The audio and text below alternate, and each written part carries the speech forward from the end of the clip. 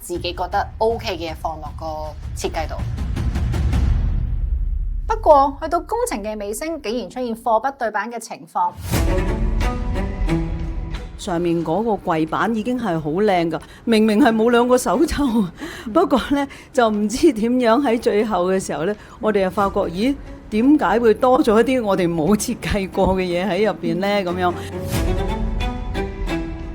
咁原本咧，其實我哋係冇打算加手抽嘅，因為嗰個 pattern 其實都比較多，就唔想令到件事太過花巧。但係因為我哋礙於之後會開到啦，咁想方便客人使用嘅情況下咧，其實我哋就幫佢加咗2隻手抽嘅。原來 Cafe 考慮到櫃門太高，如果冇手抽，陳太煮飯就要趌高腳開門，非常之唔方便。多得陳太嘅信任，最後都係保留翻個手抽。